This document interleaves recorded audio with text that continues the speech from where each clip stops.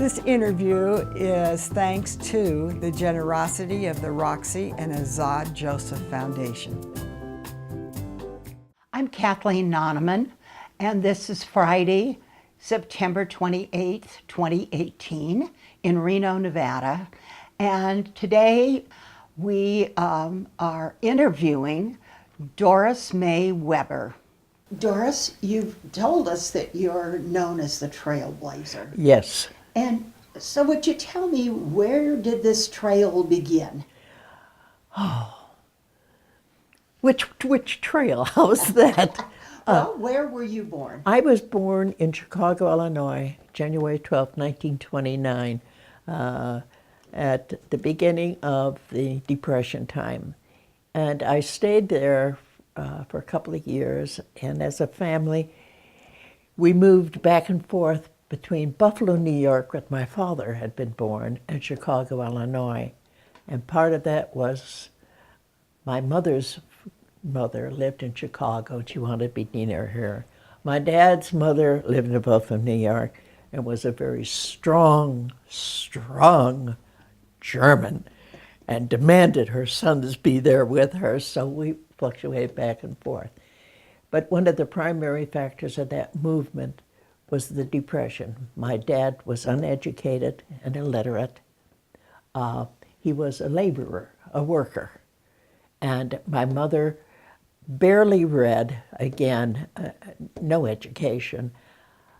She was a housewife, that's all.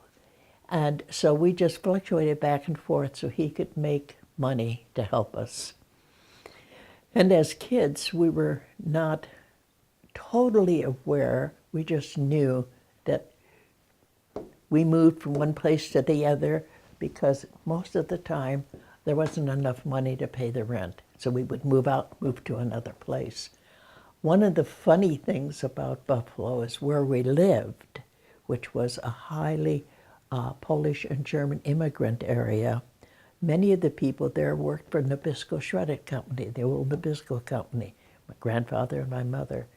There wasn't, no one in our neighborhood owned a car.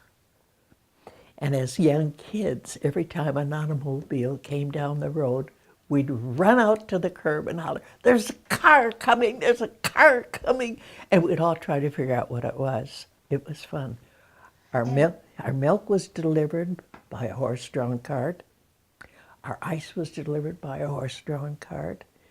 And so was the bakery. Now that was the cream of the delivery, because he trained his horse to go to the corner and stop while he made his deliveries. And while he made his deliveries, he gave us all a free donut, so we loved him. My dad's name was Frank William Weber, and he was born in Buffalo. The interesting thing about our last name is when my grandmother, my paternal grandmother and father came over from Germany, they went through Ellis Island. Our original name was von Weber, and they were instructed, because of the First World War and the feeling of Germans, to drop the von. And so they dropped the von, it became just Weber. My mother's name was Sadora Priscilla Dupont, and the Sadora is the name of a famous singer by the name of Rhodes that was spelled backwards to give it to my mother's first name, Sedohr, yes. She was born in Chicago, Illinois, and her mother was from Aurora, Illinois, and her father was from France. He was a musician in France. My paternal grandparents remained in Buffalo, and we went from there, so. And you have talked about why there are no pictures of your family and of you as a young child. As growing up the way we did, documentation was not a primary thing.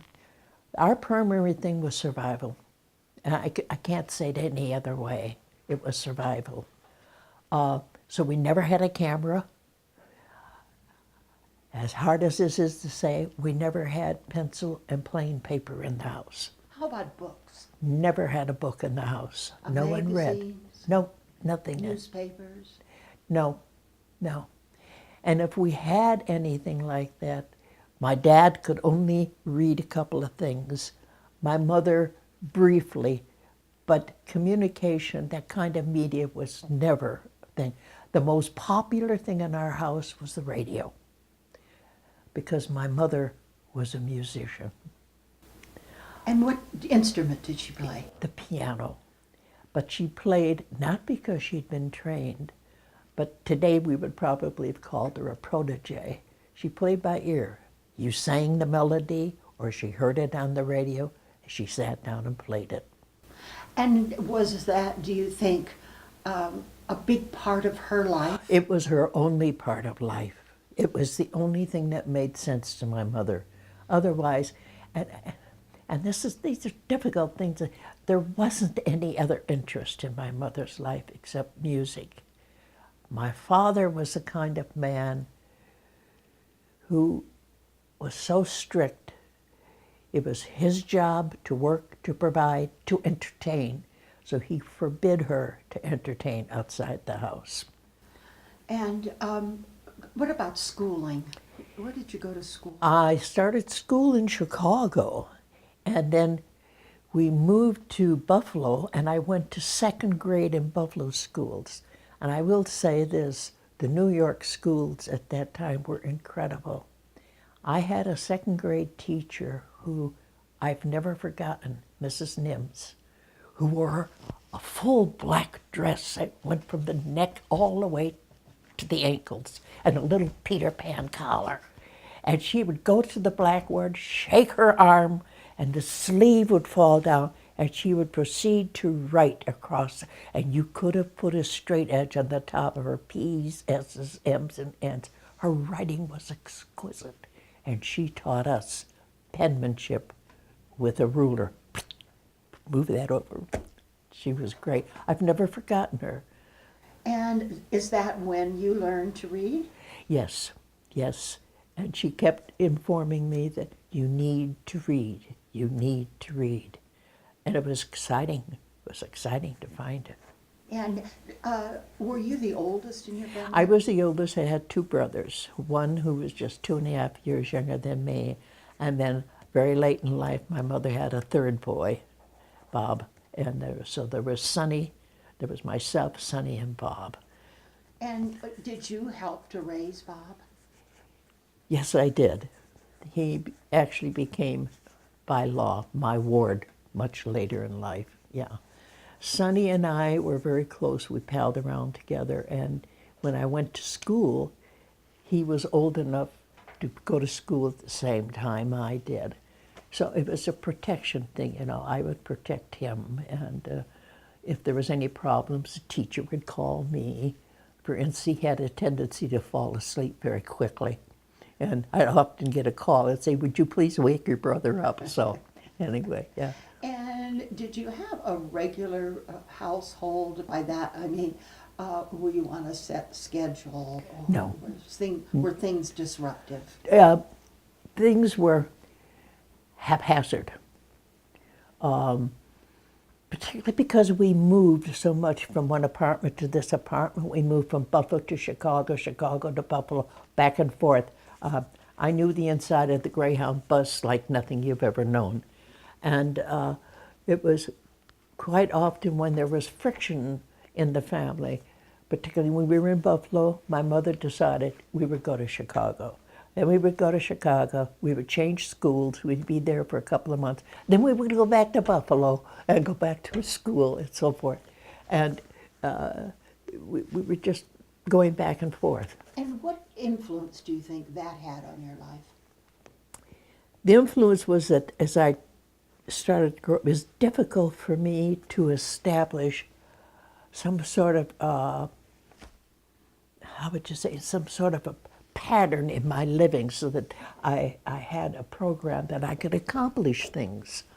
But one of the serious things that happened along the way, I met certain people. And one day in the school, we were confronted by what we would call now a social worker. And we were told that we would receive 3 cents or something like that a day to buy milk because we were now termed as poor. I'd never heard the term before. I'd never heard it referred to me.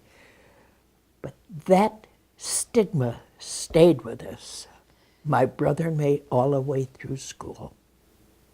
And poor, what did that word mean to It you? meant for us that we were not capable. That was the feeling that came out to me, that I was not capable, I was not smart enough, because that was the category they put us in. Here are people who are not capable. Here are people who don't know what to do. Who are people who are not working. Well, of course we weren't working. But that stigma always stayed with me. If you're poor, then you don't know what to do. That was what stayed with me. And in one way, it was probably one of the bases for my motivation. And in your family and with the moving, was there substance abuse also? Yes, my father was an alcoholic. And is that, do you think, one of the reasons that he didn't hold a job for very long? Absolutely, absolutely. When he did later on hold a job, firm job, he was, they called, instead of movers, they called them cartage companies. And this was in Chicago. But his buddies, the whole group drank. So there was no conflict with that. But And how about domestic violence? yes, Was that yes. in the, Yeah, in the home? he was verbally terribly, terribly violent to my mother. My mother was subject to being very emotional when this happened, and there were a couple of times he was physically violent to me and to my mother. He had a temper, and if I may say this, my mother was a pianist, and she loved to play the piano. And that bothered my dad. He was very jealous of this, because at one time she was on the radio in Chicago, and he demanded she leave. And they had an argument. He came in, and he had an axe, and he proceeded in front of us to chop the axe into pieces. To chop the piano? The piano, yeah. And the saddest thing I remember about it is not so much him chopping, was his anger while he was doing it, and the fact that afterwards my mother sat on the floor holding those ivory keys in her hands. She was never the same after that. And so he was abusive, Yes. not only to your mother, but to you and your Yes, brothers yes. as well? Mhm. And Now, the brothers, Sonny at that time, it was the only brother, every time they had words or the situation became violent, I would take Sonny and make him go into another part of the house or the apartment or make him go outside. And I would stay there because he had to be protected from this.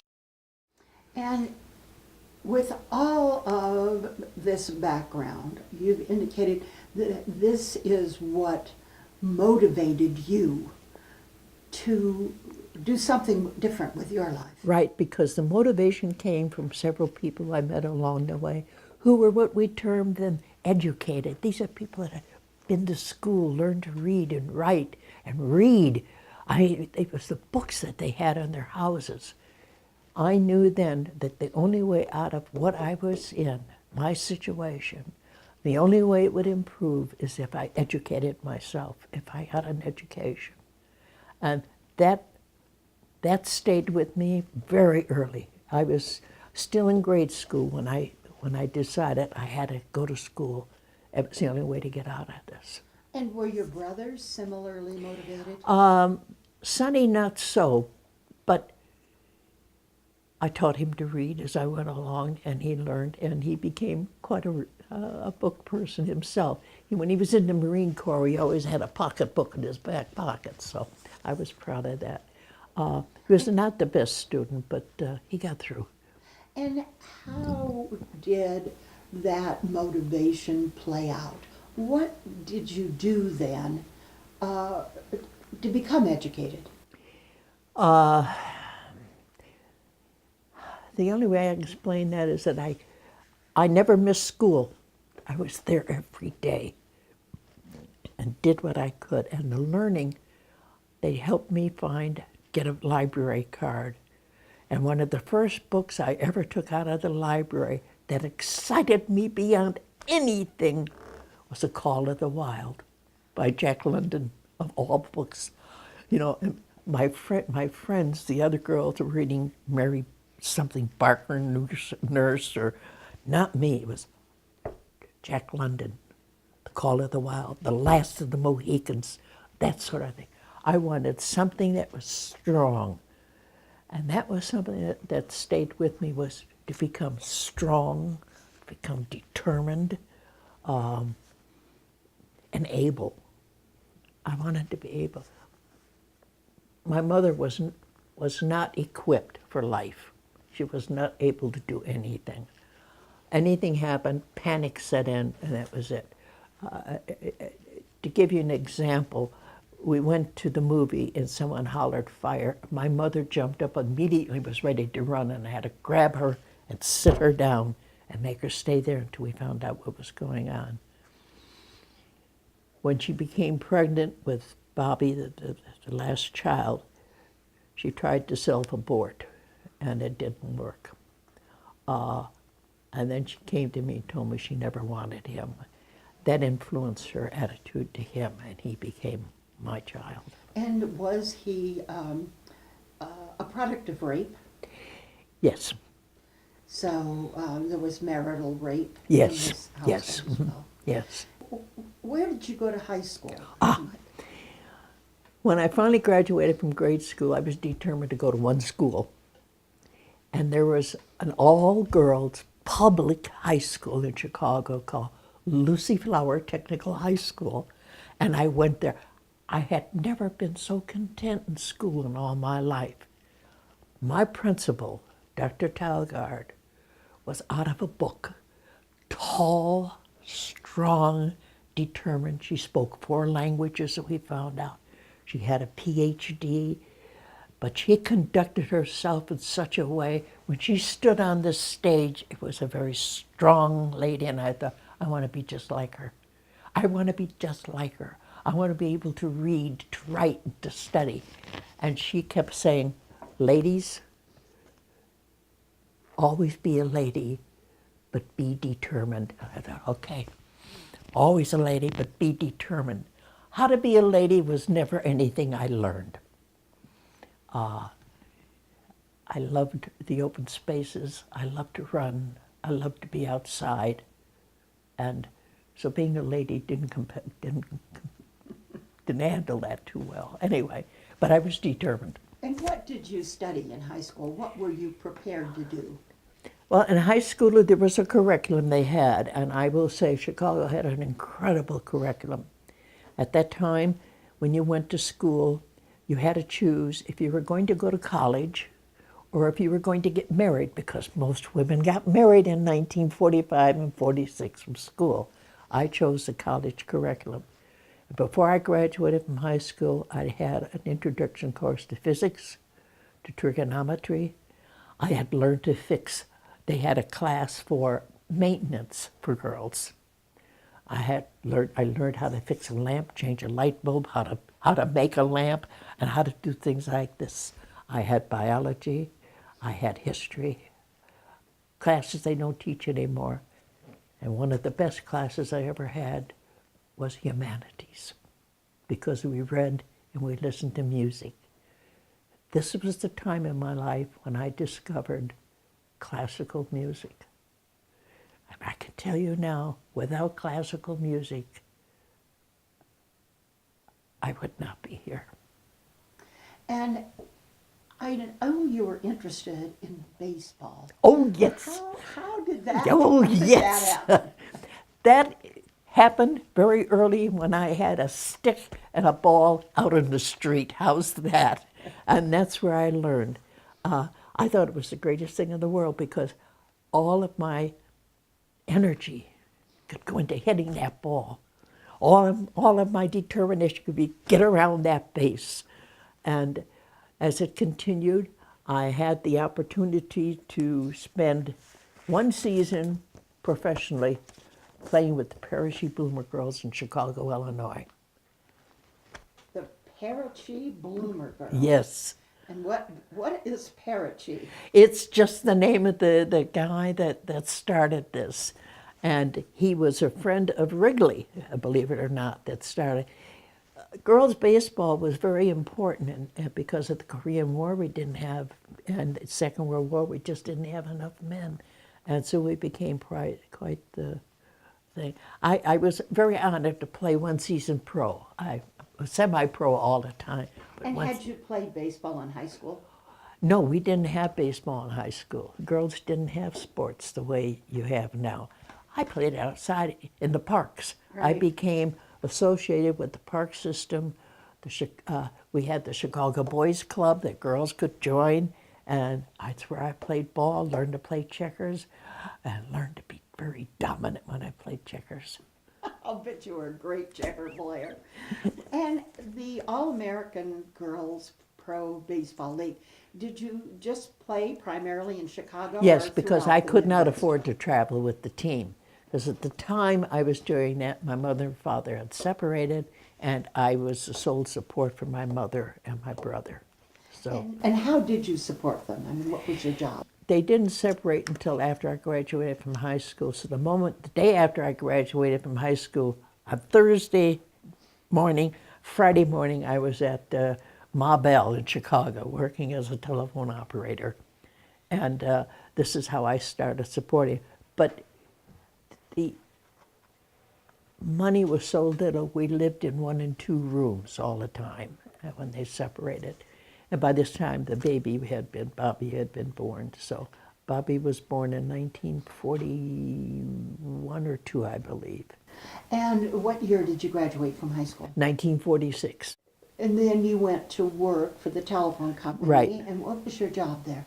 I was just, I worked in the long distance office, which was more fun than anything I could say.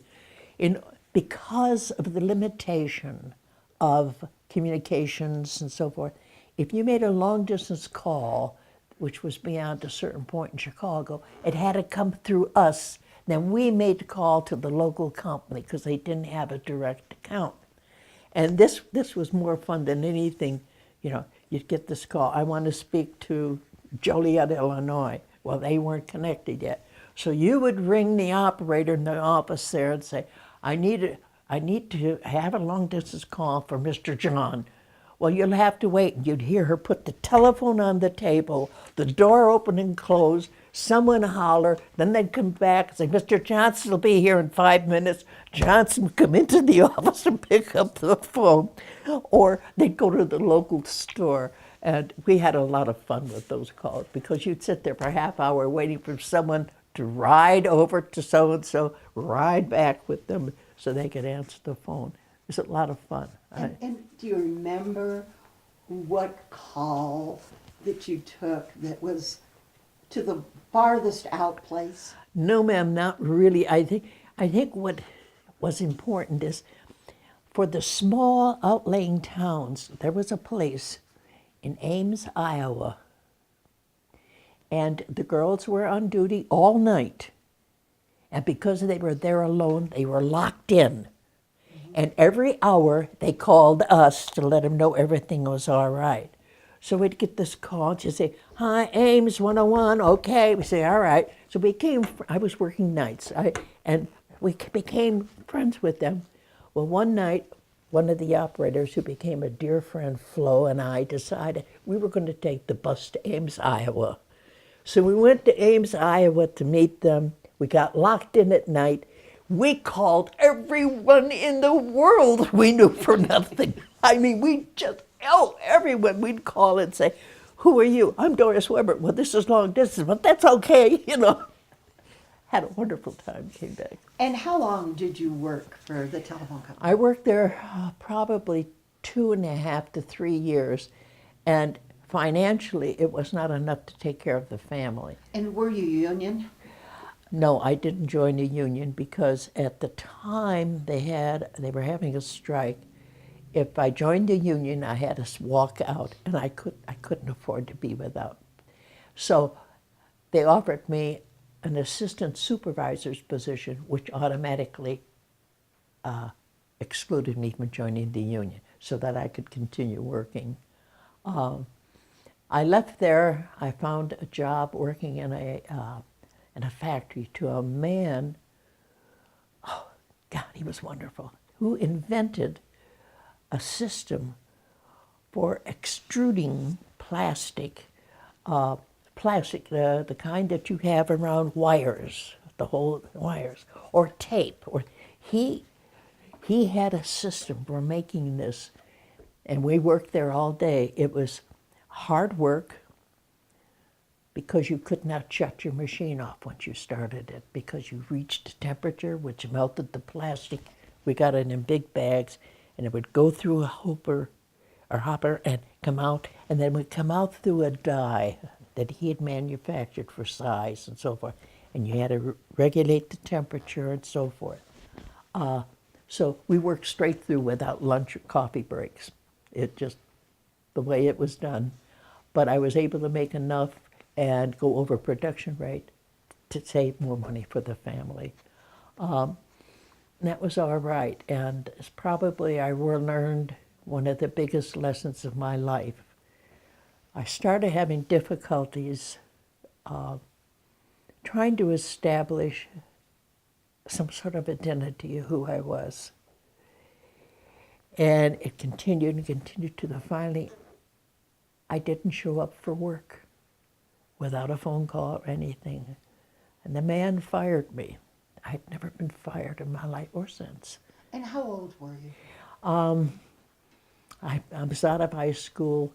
It was probably 16, 17, probably around 18 or 19 at the time. And I went back to Mr. Palmer. I sat down and I said, I'm having problems. And he said, can you solve them? I said, I think so, but I want another chance to show you I'm a responsible worker. And he rehired me. And I learned then that the responsibility I have as an employee is to the person paying my salary. Doris, we were talking about the baseball Oh. and how, what an effect it had on your life. It was probably one of the most exciting times of my life because all of a sudden I was doing something I could do, and I did it well. And I must tell you, I was a darn good outfielder and a darn good batter. And I loved every minute of it because it was part competition, part cooperating. Baseball was a great part of my life. It was the thing for the first time in my life I could excel at. First time in my life I was important in doing it, not raising families, traveling back and forth between Buffalo and all that other stuff. I was beyond what was going on. And who were some of the people that you played with? Well, one of them was Wilda Mae Turner. I knew her. She was a great pitcher in those days. But I think the top one was one of the players I met bowling. I did a lot of bowling. Poor man's sport. Betty Horan, who we called Red because she was a short redhead, incredible outfielder.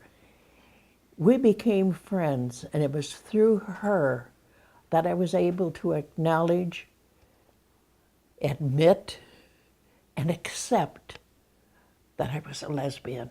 And of course, that term was not used then. It was just we were gay. And that happened while we were riding. She said to me one day, we've been friends for a long time. And I said, yes, Betty. And I said, I appreciate all your help. She said, you know, I'm gay. And I said, but Betty, I'm a happy person too. You know, I didn't know what the term was. And she said, you've got to be kidding me. And I said, no. And from that point on, this is the woman that introduced me to the bar scene, introduced me to other women, introduced me to the protocol, to the courtesy, to how to be, how to act, what to be careful of, how to be careful. I would never known all those things without her help. So it was a cultural introduction. Yes, you mean? yes, it was. I mean, we would go out and she would say, of course at that time, not today, but at that time she'd say, hands off, the kid's with me. Because, you know, and people would come up and say something, and the first thing she'd say to them, who are you, what do you want with her? You know, it was just such a babe in the woods sort of thing. And she was protecting you. Yes, she did a good job. She was wonderful. Betty helped me resolve what was already there, which had been with me for. Why else would I go to an all-girls high school, for heaven's sakes? And it was a choice that I made that I was so determined because I had to ride 10 miles a day on a streetcar to get there. But it was I wanted to do, and I was happy there. But it didn't make any sense to me for a while. I couldn't understand what was going on. And was that what was affecting your job at the factory? Yes, I was going through this thing trying to figure out who the heck I was. I was madly in love with Betty, of course, because she was the first person that took interest in me. And if I may admit this, I spent my spare time walking back and forth in front of where she lived, hoping I would see her, because this was a connection. This was someone who cared about me. That caring about me was absolutely vacant in my life. No one cared. No one ever reached out. We never had dinners together. We never ate together as a family. We never had a vacation as a family. We never went anywhere as a family. And here was a lady that had breakfast in the morning, had lunch, and had dinner, and who cared about me. We became very close friends, and I will be thankful the rest of my life for her, because there were several roads I could have gone, and she led me on the right one. Those trails again. Yeah, it was. It was another trail, and she helped me retain some dignity. And did Betty then continue in the league of their own? Yes, she did. She was playing in Michigan for a while, and then she moved to San Francisco, and when I left home and drove to the West Coast, that's where I wound up with Betty. And when did you leave home? I left home in 1954. My mother, in the meantime, had met a gentleman who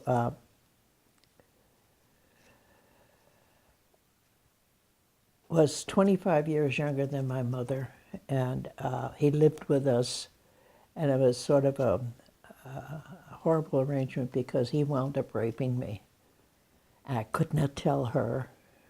And how old were you? 54, I have to think, I have to go back in memory here, 54. 25, 25, 24, 20, I was probably 22, somewhere, still living at home because she needed someone to take care. My mother was not able to work. She could not hold a job. She wasn't capable of anything. So someone was always had to be taking care of her. And you were still supporting the family. Yeah. And this man as well? No, his family owned the building, and that's how we've had this apartment, and we're able to move out of the 2 rooms we were in. There's a whole bunch of stuff behind that. My kid brother at this time, we had placed him on a ranch because health-wise he needed sunshine and rest. So anyway, Was this Bob or my Snake? Bobby, my brother, and the man she married, his name was Robert, and Robert's brother, Ray Eisenring, was a neighbor years ago. we found out that we were born on the same day, the same month, in Chicago, 15 minutes apart. And we became friends the rest of our lives. And it was through- his brother who his raped you? Yes. And because he was my mother's fiance at the time, and he was living with us, that was the condition in getting the house, is that he be allowed to live with us because they didn't have any room for him. And because my brother Sonny worked nights, Bob worked days. Bob realized that I was a lesbian, and his whole attitude to me was that I needed a good man. And because I did not know how to be diplomatic on things at the time, I used to say to him, "Show me a good man," and that sort of thing. The rhetoric between us was very ugly. After that, I felt I had to leave home. There was no way I could stay there. And where did you go then in 1954? Well, I left home and started my path in the, shall we say, in the alternative lifestyle. I met the first girl, and I went to live with her and her family for a while. And I enjoyed that because her mother had been an opera singer in Mexico City, and I wanted to be around the classical music. Oh, God. And then from there was another, and so forth. And finally, I left Chicago and went west to meet up with Betty. And when I arrived in San Francisco, all of the past seemed to be pushed into another era in my life. There was no past. This was the beginning. And San Francisco was the beginning of my growing up. And did you work there? Oh, yes. Oh, yes. I had several jobs until I found something that I fell madly in love with and became my career for 32 years, and that was doing drafting. I went to work with the California Division of Mines and Geology, and from there on in, my education went skyward. And did you go to school then also? I continued in night school until I graduated from UNR in 1972.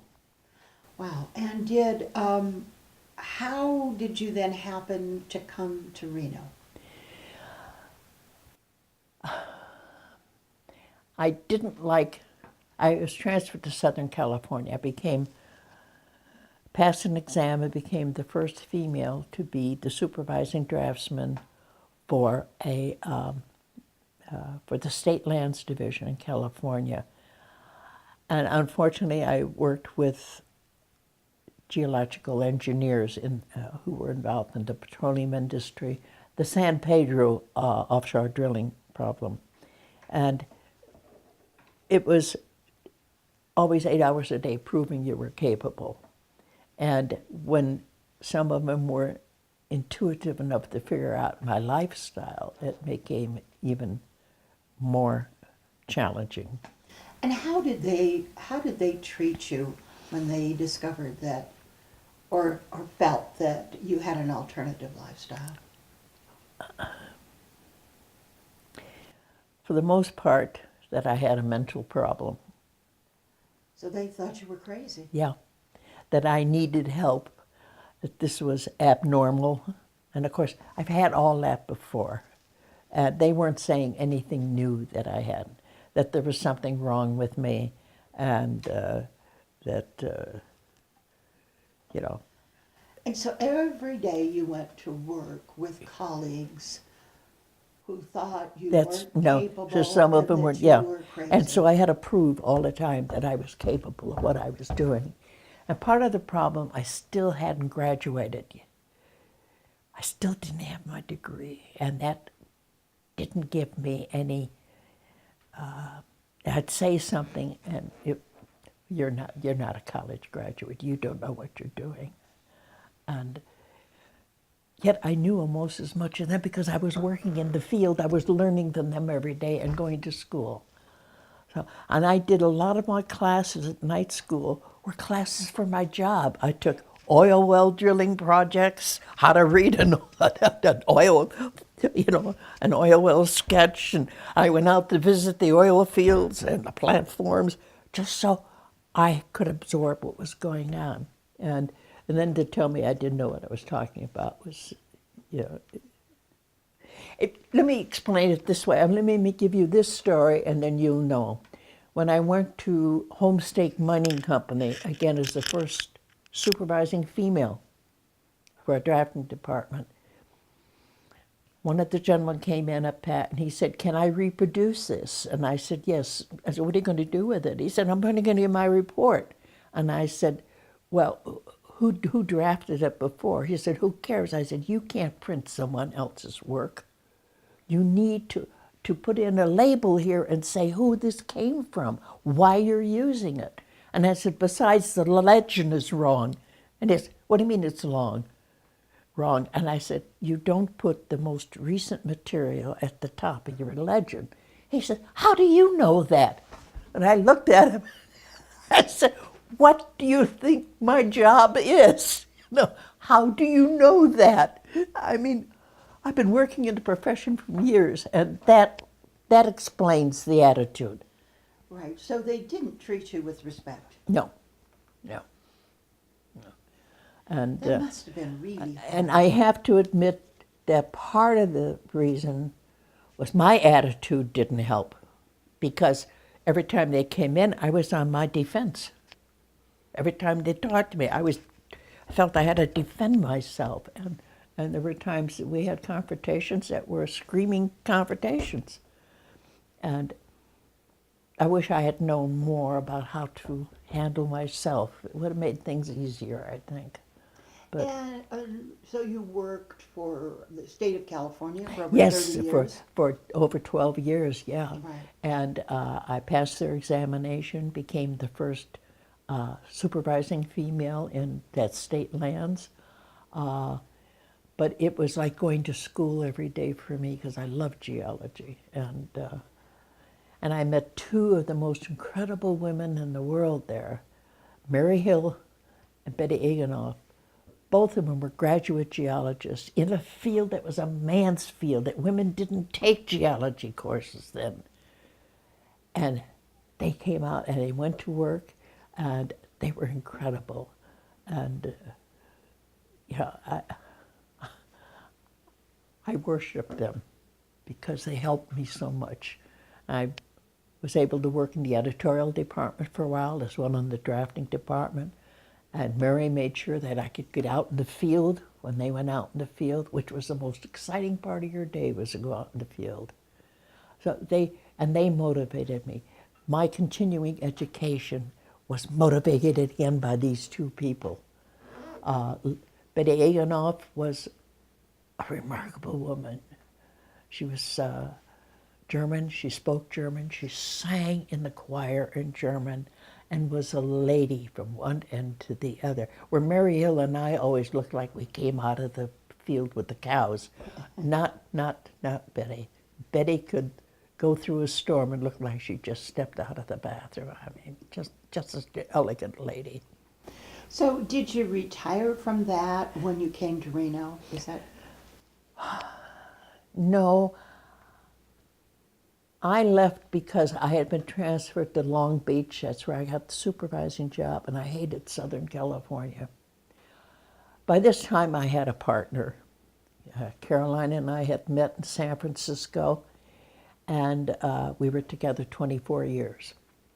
And I'd helped her get through school, and she decided she wanted to be our teacher. And the only place that accepted her application at the time was the University of Nevada. So I transferred all of my credits up here, finished my very last year of college at UNR. And what did you get your degree in? Geography, minor in geology, yes. And did you work after you came here? Oh, yes.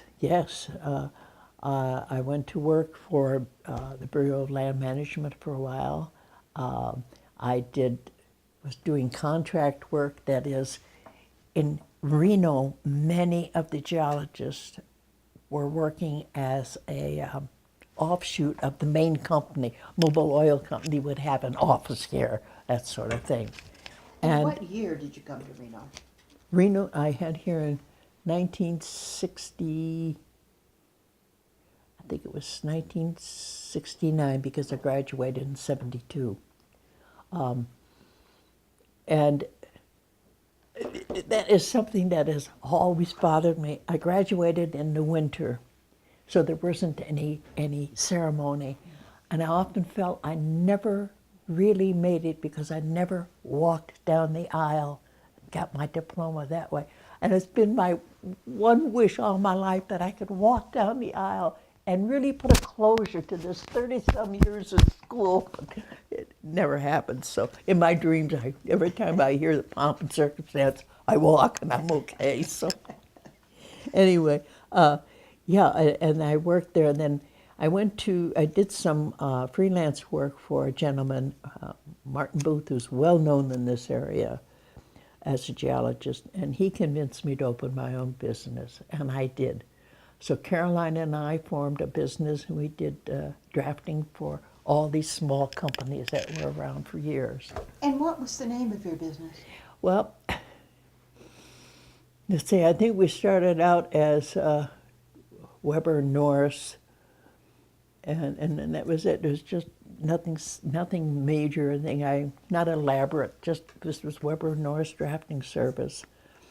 But through that, I was encouraged to do land work, where I went to BLM and investigated land leases and so forth with people who were trying to file a lease for oil drilling and water and so forth, which was, again, another important thing. It was very exciting. I found it all very exciting. I think geology is the most beautiful, wonderful, exciting subject in the whole world, and I love it. I love every minute. And it appealed to me because I could go out in the field and roll in the dirt, pick up the rocks, be a part of it, and look at things. The day I discovered my first fault, you'd think I had found $1 million. I'm standing there, I'm all alone, screaming and hollering, that's a fault, it moved, I knew it's a fault, I could see the movement, I found it. That's the sort of thing geology does for me. And when did you retire from that business? I retired in I was forced into retire because I went to work for Homestake Mining Company as the first supervisor, again, female supervisor in their field office here. And again, the obvious orientation of my lifestyle was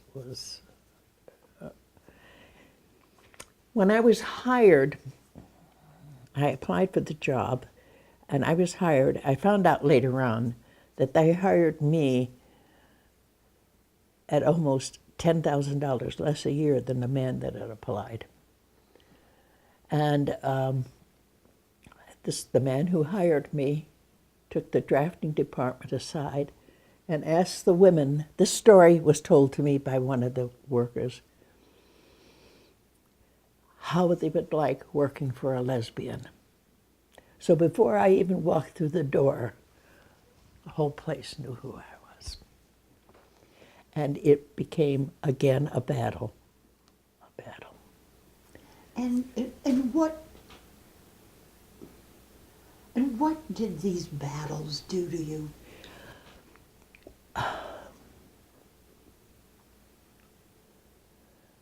They filled me with anger.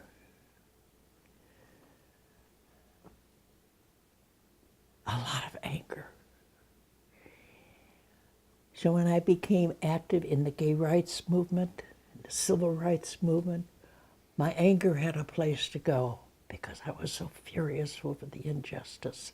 When I was in Chicago, I had been arrested, I had been beaten, I had been chased, I had been threatened. It was just customary, and the only way that I survived in Chicago was carrying my baseball uniform. Because if I had that uniform on, no one bothered me, particularly the police. Because we had taken the place of the men who were in Korea. And why were you arrested, do you think? Why I was arrested? Because I was caught in a bar. dancing with a woman. It was that easy. Or just caught in the bar, just being in the bar when they came in.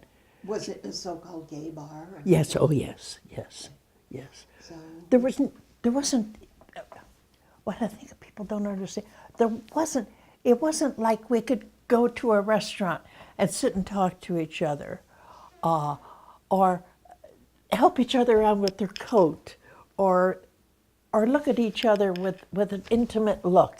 You went to the bars because this is where you could be who you were, talk with the same people, be around quote and unquote your own kind. And when you became involved with the civil rights movement and with the gay rights movement, that was here in Reno. It was in San Francisco. I started in San Francisco. Man, I sat on many curbs, many streets, walked many miles, screamed and hollered, carried cards. There isn't any documentation, but I was there with them, and by God in heaven, I was going to let them know I was there and what I was fighting for, and they were going to hear me. And it's that activity and that zeal that is why you've been called the Trailblazer. I right? think so. Because and who gave you that name? my peers here in Reno at the Reno Gay Center, our center, they had a program where they would do award a person that they felt had done much in the gay field. Well, I had done here. My friend Jerry and I had the very first Gay Pride Day festival that was ever celebrated in Reno. And when was that? Oh, gee, I knew you'd ask me. I can't remember. I wish I could have got hold of Jerry. But it was at the Cottonwood Park on the river. And we were so excited. I mean, we went through hell to get that thing done. And the funny thing, we had to go to Sparks, to the mayor in Sparks, to get permission to have the and we had donations given to us to pay for this, and we paid for our license and for our thing. At the last minute, the mayor came and said, you need to have insurance, liability insurance. I said, for what? She said, in case someone gets hurt. I said, let's go to that and hurt you. They wanted $500. We didn't have it. Do you know who came to our rescue? The gay fellas from the Church of the Latter-day Saints in San Francisco came with $500. I mean, we just, God, yes. They were wonderful. We wrote love letters to each one of them. And we had that. But meantime, I don't know if names should be used or not here, and I will avoid the name. There were a group of people who were anti-gay, anti-abortion, anti-anything, except what they believe in. They patrolled where we were in a pickup truck with men in it, with clubs. And we had to have the Sparks police come over to be sure we were okay. But we had one heck of a good time. I mean, we had one heck of a good, and it was saying, world, here we are. We're here to stay. We bleed red blood. We cry like we're human beings. We're here to stay. And that was our call. That was our. As you've walked this trail and become a trailblazer, what do you think we have accomplished with regard to alternative lifestyles and that? And what do you think we still need to do? Like any movement in the society which is different in any way than the quote-unquote normal, there's always a lot to do. But right now, what I'm really proud of is that I started a long time ago to try and establish a gay center. We now have one. And I'm so thankful that they were able to accomplish what we couldn't. We need to do more. We need to be sure, and I don't care what anyone says, it still is not the safest lifestyle to have worldwide. Here it may be a little bit different. Maybe you can go down the streets and hold hands, but it still isn't the same. Until I can come out and say, oh, how are you, George? And they say, what do you do for a living? You tell them, and how's your lifestyle? I'm a lesbian. Without someone choking up and looking and remarking, well, sort of. And that'll take a long time, and excuse me, as the older generation disappears and is replaced by a younger generation who is a little more acceptance. But again, acceptance is necessary not just for the gay lifestyle. It is accepted for anyone who stands just a little different than you. We've come a long way. We've got a long way to go in acceptance, in looking at things, in justice. And as a trailblazer, Yeah. how do you feel about that trail? That trail was exciting. That trail was exciting. First woman to drive a commuter bus. First woman to be a supervisor. First woman to do what I did. Coming here to open my own business in a field that was totally a man's field, that at one time when I applied for a geology class, I was turned down. To go ahead and that, it's exciting to think that, yeah, I am a trailblazer. We started a lot of things that we could not finish, but have been completed. And I feel very honored to have been a part of the beginning of it. A trailblazer, sometimes I kind of smile at this and think the only trail I blazed is out in the hills. I haven't, really done much. But I hope my speaking out, by being involved in the political movements, and I worked for Martha Gould, for instance, and Mary Gojak, people like that, of helping to prevent a gentleman from Oregon, and I can't remember his name, who came here who wanted to ban anything that was gay. We had a no-hate group. We even had Governor Miller go to one of our clubs and speak to us. That sort of thing is trailblazing. That sort of thing is exciting, particularly when you achieve it. But at the same time, I never looked at it as trailblazing. I always looked at it as saying, okay, move over, here I am. Like the day I wore the first pair of pants, and the gal that had this, the steno department came apart at the seams. She said, you're wearing pants. I said, of course I'm wearing pants. They sell them.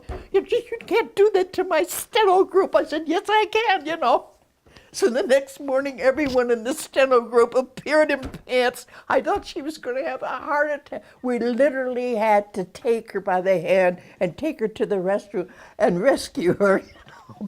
And if that's trailblazing, then I did it, yes, and I'm excited about it. It's that sort of stuff that I've done that is exciting. And to be considered a trailblazer is an honor, because I really, in essence, don't see what I've done or where I've been or where it's made a difference. Maybe taking care of my brother Bobby, getting him to the point where he could call me and say, I learned to love because of you. Yeah, I'm a trailblazer. Thank you so much for being a delightful interviewee Thank you. Being so frank and honest with us. Thank you for allowing that. It makes me feel very good to be able to be free, to say who I am and to be who I am. Thank you.